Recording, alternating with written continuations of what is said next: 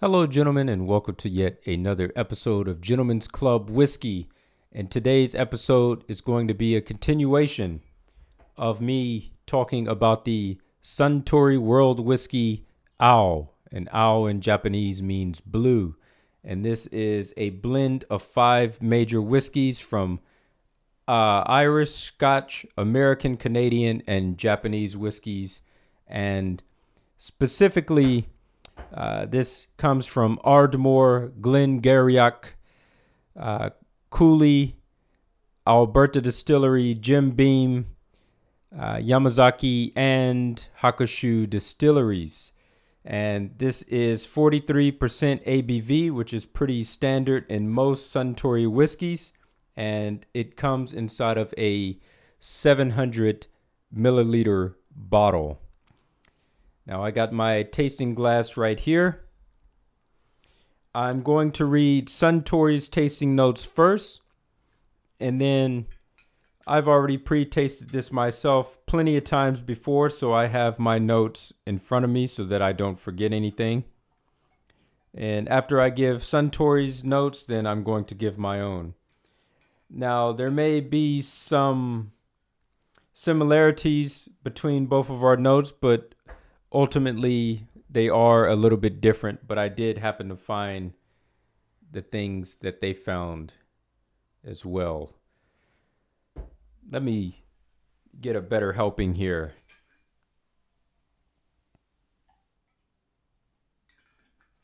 All right. I think this should be good. I can smell this already. Not too many fumes inside of this one. I appreciate that. When you take it directly out of the bottle and there's not too much of those alcoholic fumes, I can really appreciate that. So let me hold this up real quick while I read about Suntory's tasting notes. And this is a very rough translation of what I found inside of this book. They listed their tasting notes in Japanese on this page here, and I'm just giving a rough translation of that. So here's the bottle again. Suntory's tasting notes on the Ao. On the nose, they say it's a gorgeous, fruity top note of vanilla and pineapple, creamy sweetness, and a rich woody scent.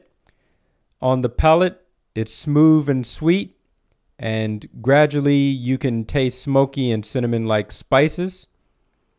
And on the finish, it's sweet, smoky, spicy, woody, and all of these components are intricately intertwined.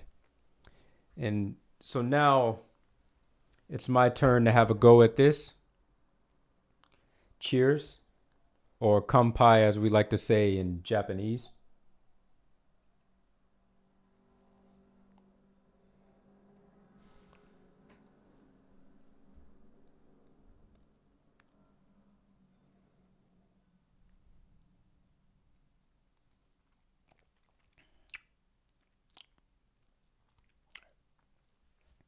All right, so what I have down here on the nose, it's dominantly fruity and a little minuscule creamy.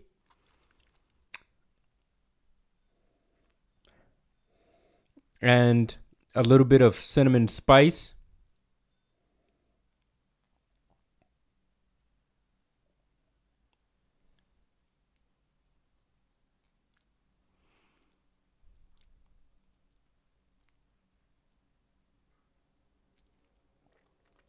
The palate is very accessible and simple. And it's very, very light in the mouth.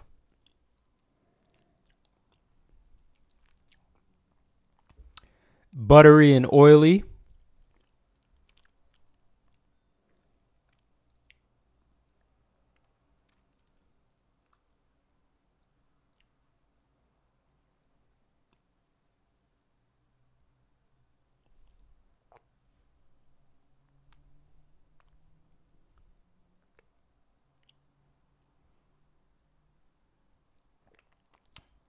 green apples came up on the second sipping. Wow, look at the legs running along that glass. I don't know if you can see that. That's very impressive there. I've never seen it like that before. I hope that shows up on camera. I don't think it is, but the finish is a smooth finish. And just like the palate, it's very buttery and oily.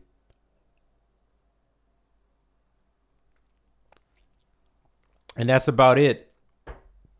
So in comparison between Suntory's notes and my own, let's see here. Let me try to separate these things because I have them so close together. I'm making myself confused here. So they wrote on the nose that it's a fruity top note, which I agree with. And I said that it's dominantly fruity. But I couldn't tell individually what it is, so specifically what fruit it is. It's just fruity, just a very broad saying. They also said that it's creamy, and I said that it's minuscule creamy, meaning that it's not as heavy as the fruit scent that you get. And I wrote cinnamon spice, and they wrote a rich woody scent, which is not necessarily the same thing, but maybe it is depending on your point of view of how you're looking at things, but not necessarily at all. On the palate, I wrote that it's very light in the mouth. And they said that it's smooth, which there's kind of a correlation there between smooth and light. And yeah, that was about it. Oh, so the tricky thing here is that I said that there was cinnamon spice on the nose as you smell it, but they said that there is cinnamon-like spices in the palate, which I didn't get. I'm trying to see if some of that would come up now inside of the aftertaste, but not really. And the finish, well, they list a bunch of adjectives that I didn't use about taste, sweet, smoky, spicy, woody. And I just said it's more about a texture type taste, which is smooth. And that's pretty much it. But all in all, this is a very good whiskey. You can make this your daily drinker, especially if you live here in Japan. It's only going to set you back maybe about 5,800 yen, excuse me.